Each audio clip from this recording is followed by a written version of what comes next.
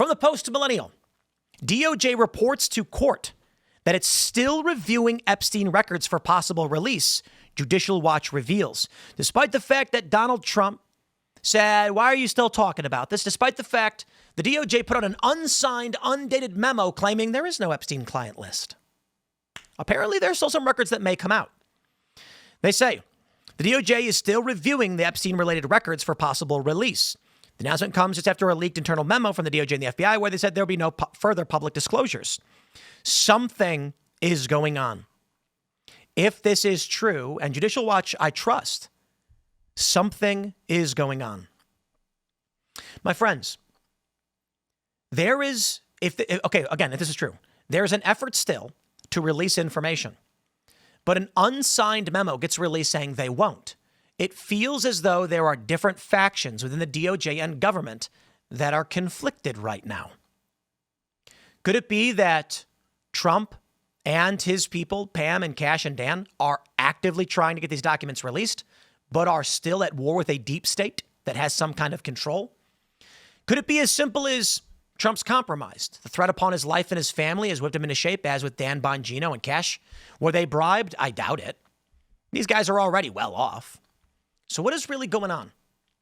Honestly, I'm not entirely sure. But we are going to bring in famed journalist Lara Logan right now to talk to us about the issue. So let's boot up the interview room, as I often do. Takes about 10 seconds. We are loading. And here we go. Lara, can you hear me? Yes, I can hear you. Thanks for joining me. Well, thank you for having me. So there's a story right now that I was just reading. Judicial Watch says that the DOJ is still reviewing some Epstein documents and may release them. At the same time, Donald Trump seemed a bit taken aback that a reporter asked a question about it. So there's this theory emerging across many high-profile individuals on X that Donald Trump is being controlled by somebody or the DOJ is compromised. I'm curious what you think about all this. Well, I'm a journalist. I'm a journalist and I'm pretty old school. So I'm always conscious of what I don't know. And I don't really like to speculate. But at the same time, it's obviously an issue here. We're getting one story after another out of the Justice Department. People are very upset about this. There are a lot of victims that are very upset about it. Trump was annoyed, obviously annoyed that he was asked about this during a press conference where he was actually trying to speak about other things. But I mean, that's standard. You have a story of this magnitude that people care about as much as they do. It's not going to go away.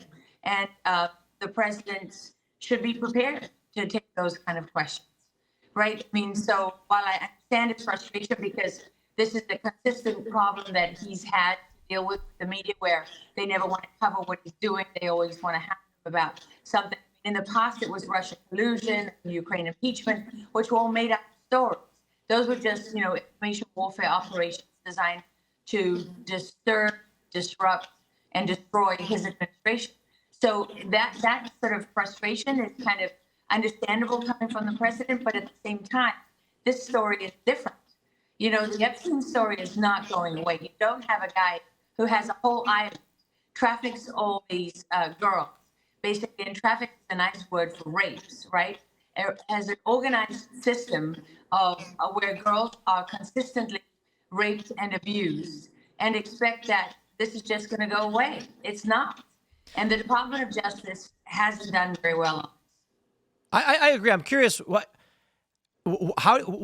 is causing it that Dan Bongino and Cash Patel do these interviews, or Pam Bondi comes out, and it seems like what they're saying just isn't true. Yeah. It's also they're not even presenting it in a way that seems authentic. Are they? She's not convincing, right? Right. Yeah, when you listen to Pam Bondi, she's really not convincing on this. I don't know. I mean, the truth is we don't know, right? I mean, if anyone is honest, we really have no idea what's going on.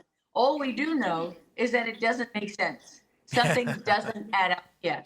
And this is the part that's kind of tough for me. I know Cash Patel to be a good person. And, I agree. And one with moral courage who cares about this kind of issue. So it doesn't make sense that Cash Patel would just flip-flop on this. I know Dan Bongino personally, and he's not a guy without who lacks moral courage either. And he was very spoken on this from the beginning. So, it's odd that they would take such a dramatically different position from everything they said before.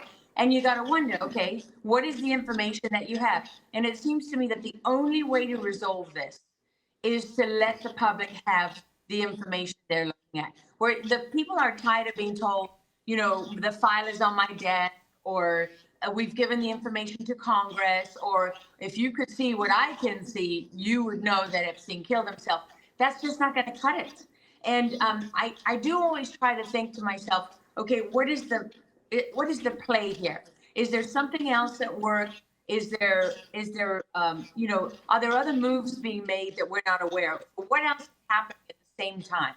So one of the key things is that you have a conspiracy investigation into John Brennan, right? And they put it, they're investigating him lying to Congress. But what is he lying to Congress about? I mean, he's lying about his role in a seditious conspiracy to overthrow a legally elected president of the United States, Yep. to subvert the will of the people, to be part of what would be the largest coup in the history of this country. I mean, that is a massive investigation. And that's really the most important thing that's happening right now. Not to say that Epstein is not important, not to say that the victims do not matter, because they absolutely do matter. And not only that, what does Epstein really represent? Something much bigger, right? Because you're talking about a system of extortion and corruption that drives policy and governments and decisions all across the world. So yes, on the one hand, it's about the victims, it's about the children, which for me, I'm a mom and I'm a big mama bear, so it's close to my heart. But at the same time, it's really about what moves markets, what moves nations, who decides who gets into power, who doesn't get in power. I mean, this is about a system of corruption where children are traded and sexually abused and violated and tortured, and sometimes killed. And that is something that we have to deal with as a nation. And Epstein is a window into that. And people are not going to stop until they get all the answers. Yeah. So, when Trump was, exasperated saying you're still talking about this, part of me says it is kind of brutal if you've got, 100 plus deaths in this mass flooding. There's flooding now in Georgia and North Carolina and New Mexico. We had a flood watch last night here in West Virginia, which is shocking because we're kind of elevated. And then it's like, here we go. Let's talk about something else. So I can imagine Trump being upset, but I don't think they're handling it well. And so I can't imagine all of them as being incompetent enough to not understand the way they've presented this casts doubt on their credibility. You know what I see in all of it? They look uncomfortable. Yeah. And that is very interesting to me because, one of the big things that I do in my work is I try to look at motivation. What is motivating this position or this statement or this action? Because motivation is a key indicator for whether or not you trust someone, right? Like I was going to I was going to embed with Taliban or interview a suicide bombing recruiter, child recruiter. When I looked at these people, I had to make decisions about whether or not I would survive that encounter. So what was the motivation? Why would the chief in charge of recruiting child suicide bombers for a terrorist organization want to sit down with me? Does he gain more from the interview, or does he gain more from blowing us all up, leaving behind a suitcase bomb, right? Or whatever. So motivation has always been a really important indicator for me, both in life and death and in the truth and life. And so when I look at motivation, what is motivating these statements by Dan Bongino, Kash Patel, and Pam Bondi? Do any of them have vested interest in lying about this or in reshaping? One of the biggest statements that stood out for Pam Bondi is that they don't have any information on whether Jeffrey Epstein was working, for basically the CIA or Mossad or all of the above. And that was the one that was the most troubling because it's just not believable. Then again, there's been massive reporting, right, that they seized blackmail tapes from Epstein's apartment and other places that were searched. And so to say that this is all child porn and no one's ever going to see it, Well, that's also not very credible. That's troubling. And she looked like she wasn't comfortable with the answers that she was giving, which is to me an indication that she's either has to say this for some reason, or Yeah. she's being directed to say it.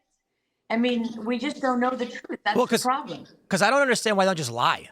I mean, they could just lie. It feels like they're lying now, to be honest.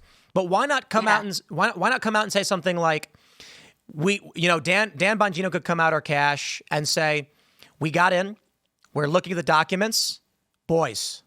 This is wild stuff. We are going to have to launch an investigation, a criminal prosecution, and it may take time. So unfortunately, we're not going to let the bad guys get away with it. So we'll keep working on it, and then just back shelf it.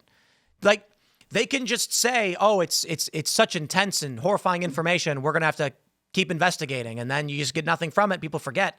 To come out with this memo being like, nah, nothing happened, nothing to see here, with no name on it, no date. I don't understand what they wanted to have happen. Well, it thinks.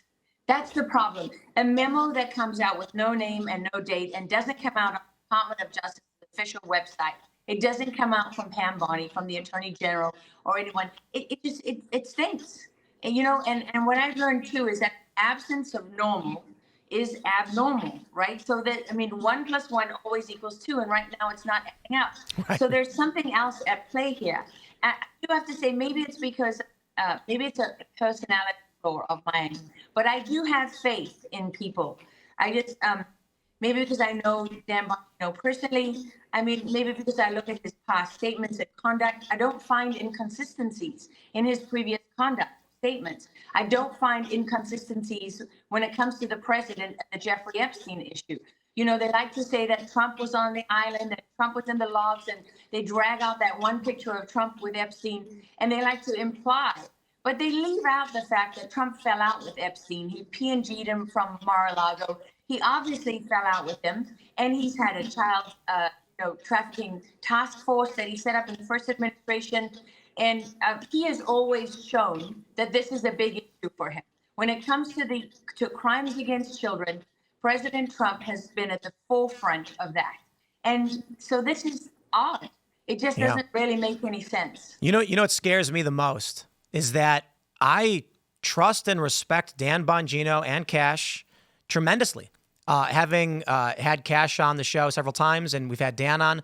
Dan and I, not only do I know him, but we have many mutual friends, and he's always been one of the most stand-up and honorable, noble guys. So when I see this, I think it's hard to believe that it's all true. Epstein just killed himself. There's no client list. But if that's not the case, and Dan is lying, it is terrifying to think about what would make Dan Bongino lie if he is. What could do that? Well, this is a covert war. This is a clandestine war. This is not a war that, we are really right now in a full-blown war. We are sort of in the joining of fifth generation warfare, which is information warfare, where information is the entire battle, right? Which is really the battle for your mind. And we are in the midst of the beginning of sixth generation warfare, which is the battle for your soul.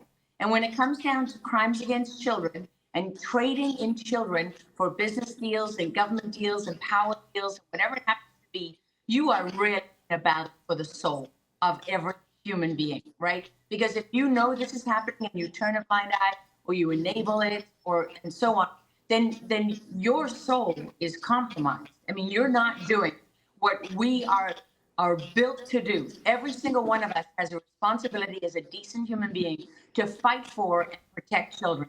And not just our own children, but everyone's children. I'm not going to walk past somebody abusing their kids. I'm not going to walk past a child that's in need. I'm never going to do that. I can't do that. So it's outside of my conscience. So when you see this kind of thing happening, I go back again to what is the task in front of Donald Trump right now. As the president of the United States of America, he has the task of resetting the entire global system. There's not an agency under him that is not infiltrated with deep state operatives. He's being undermined from both sides of the aisle, the establishment in the party. The Senate is slow rolling his confirmations.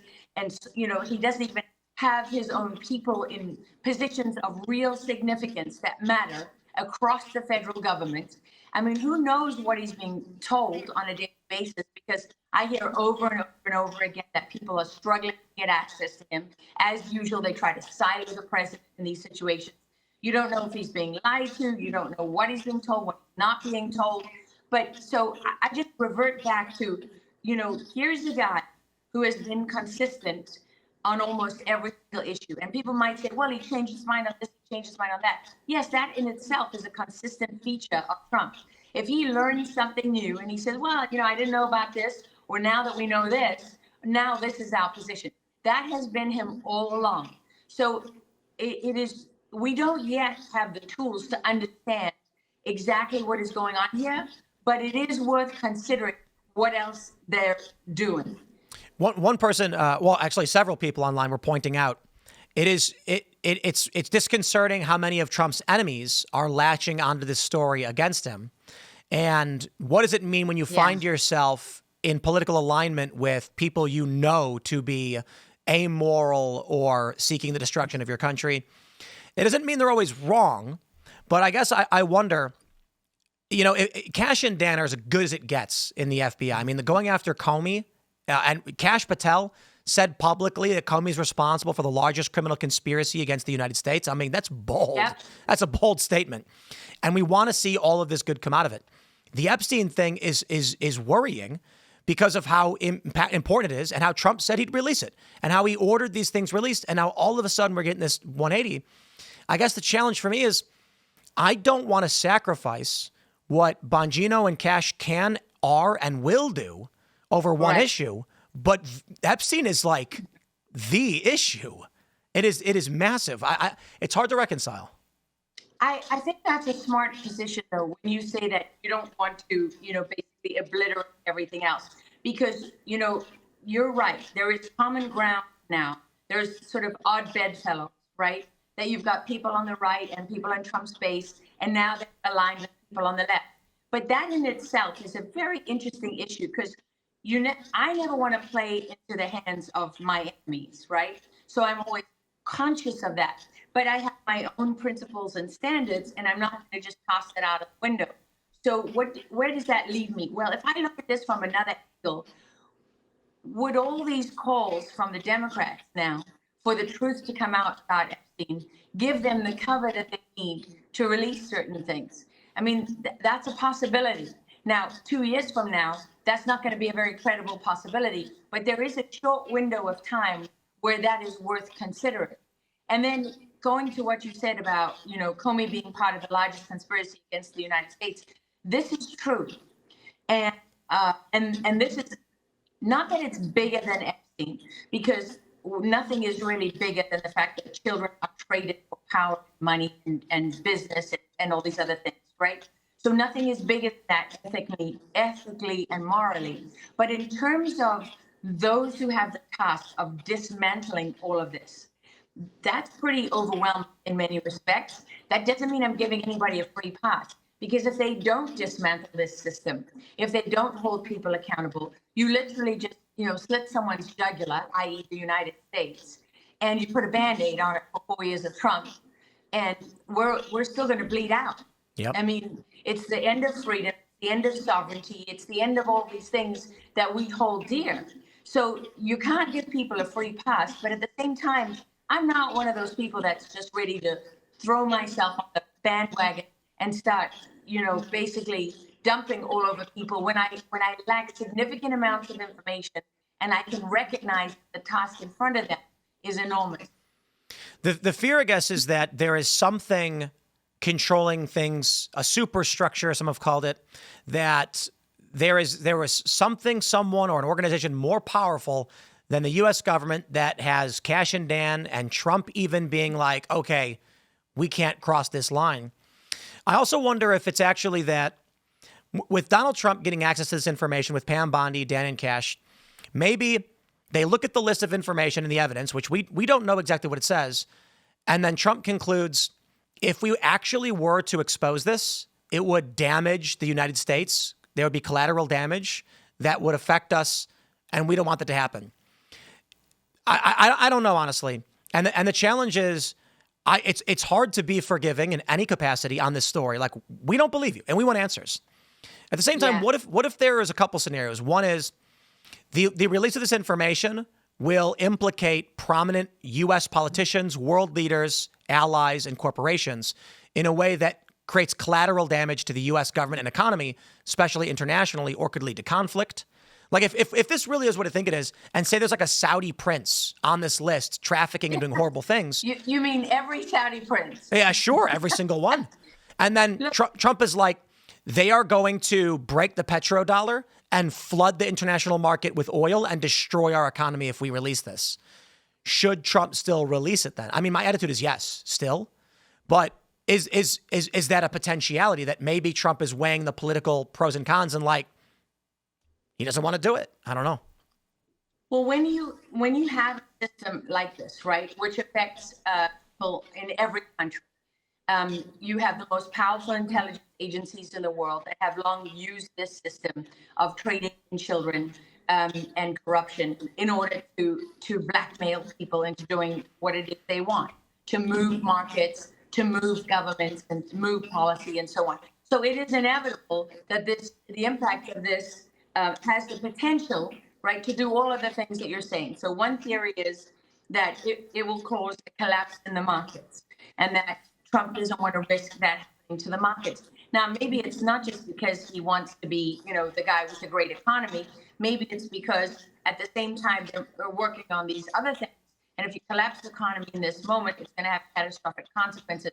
We're not equipped to really evaluate whether those trades are worth it. I mean, you say nothing is worth it, but we don't really know. What you're talking about, second and third order effects. That's the way they talk about it in information warfare and in military, is that when you do one thing, you trigger something else, right?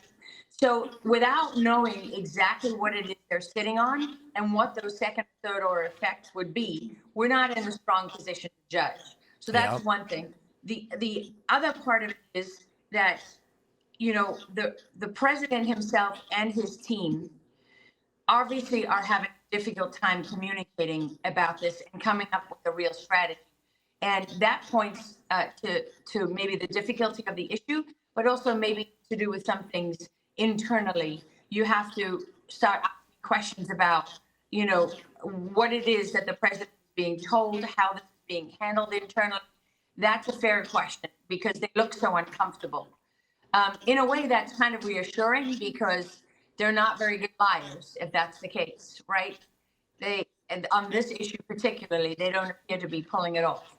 And then I would say that, one of the last things is geopolitically, I can tell you that I have worked on trafficking issues where there are camps in third world countries that are run by Islamic terrorist groups that are supplied by cartels from Venezuela and Mexico, where there are pipelines of children that go straight to the Saudi royal family, and people in power all over the world. So when you say this can have, dramatic consequences, that's not far-fetched to me. That's very realistic because when you understand this world of trafficking, and if you look at the pornography industry, right? I mean, if you follow the money from the porn industry, it's kind of a roadmap to that Jeffrey Epstein network. And this is a very serious place to start looking for how this ties into business, into industry, into global organizations, the World Health Organization, the United Nations, governments across the world. There is probably no more significant currency than children when it comes to this. And so I think that you're onto something there. Man, it's kind of scary to realize that the international power structures are predicated upon the exploitation and abuse and rape of children and torture. Correct. And the people want the truth and they want it exposed, but it seems like no matter who's in power, for one reason or another, they feel some reason not to expose it. Well, look at this, will blow your mind. Okay, when you look at Iran, for example, why does the Ayatollah Khomeini take the position that he does? Is it because he's all powerful? No, it's because the IRGC, the Iranian Revolutionary Guard Corps, is one of the most prolific criminal organizations in the world. And the Ayatollah works for them, right? It's not, we think it's the other way around. We think the IRGC serves the Ayatollah. You think one old man in Iran has all this power? No, he doesn't. The people who have the real power are the ones who are trading in kids, they're trading in weapons, they're trading in drugs. They have the relationships with the cartels in Mexico. Cartel del Sol in Venezuela has over $3 trillion in liquid assets. Wow. $3 trillion at their disposal to do whatever the hell they want. You know what I mean? So Yeah. where is the real power? The most important thing you said is that our world functions and on the rape of children. And that's the system that is being dismantled. So do you think that trust the plan? You know, what Trump is doing is the right path, even if we're not getting the Epstein stuff? We should just say, I wish it was perfect. It's not, but Cash, Dan, Pam, and Trump are doing good? No, I think, well, for me, I never tell people what they should do and how they think and how they should feel, right? Everybody's got to make their own decisions. I am the kind of person, I'm willing to give them the benefit of the doubt to a degree, because I know that there was seditious conspiracy under, U.S. law, right? I believe it's chapter 115, treason and sedition. And I know that those people who were responsible for that were responsible for Ukraine impeachment, for, denying Hunter Biden's laptop. The same people are right now walking free, able to continue to subvert the Trump administration and the will of the American people. Yep. And I know that if they do not deal with that, everything is lost. That is a conspiracy that has global ties, that we know that from the Five Eyes countries like the UK that was heavily involved in this conspiracy, that I know you have to dismantle that. And you know what happens when you remove Pam Bondi? You paralyze everything. Yeah. Nothing moves forward. And then you have to get a replacement, and then they have to get read on. And the same thing with Cash Patel, the same thing with Dan Bongino, the same thing with Pete Hegseth. So for me, there is a much bigger game going on here. There's a lot we don't know. I'm not saying trust the plan. I'm saying keep the pressure on. Yeah. Absolutely keep the pressure on, because the only thing that seems to move the Supreme Court is public pressure.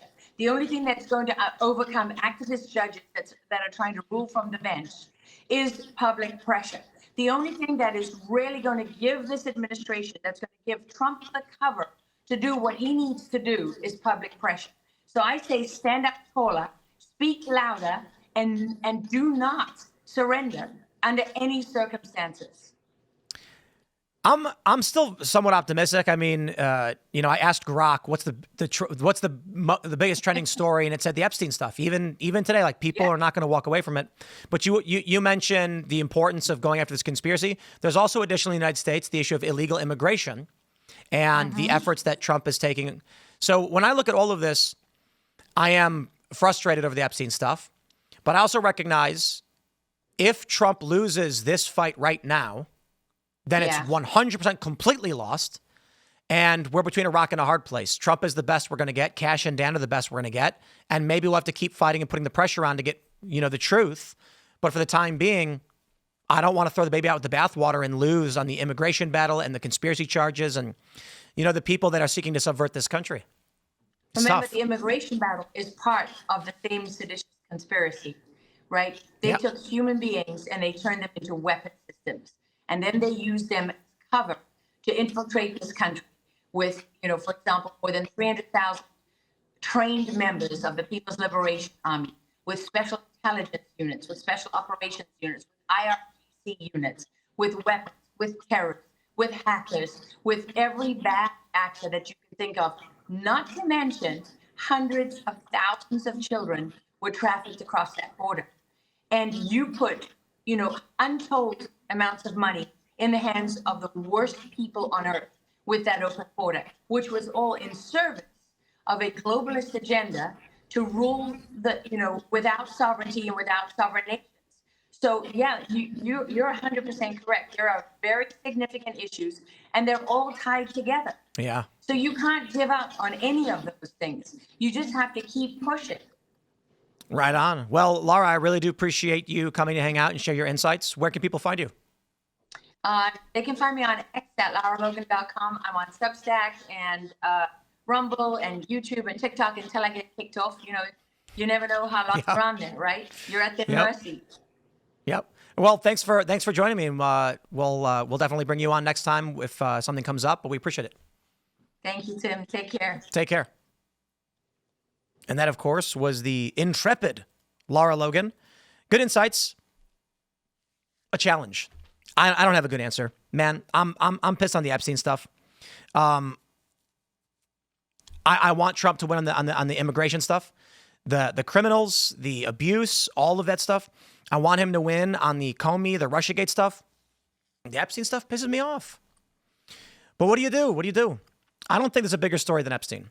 His connections, who is he working with? How is it going on? The structures behind the scenes. I just don't understand.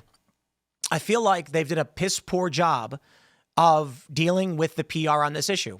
If it really was that there's something behind the scenes and they have to keep this under wraps for now, Dan should have come out, Cash should have come out, Pam or Trump. Trump could come out and say, this Epstein guy was a sicko.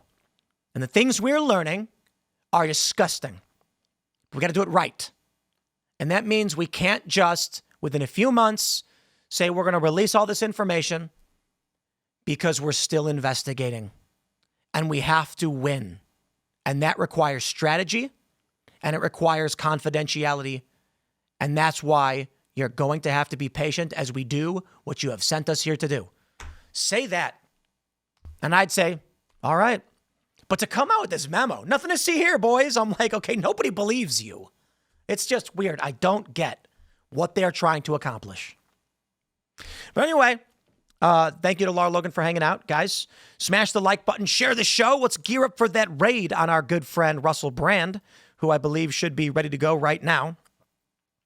And we'll send you on your way. You can follow me on X and Instagram at Timcast. We are back tonight at 8 p.m. for Timcast IRL. So share the show with everyone you know. Join us at 8 p.m. Thanks for hanging out, and we will see you all then.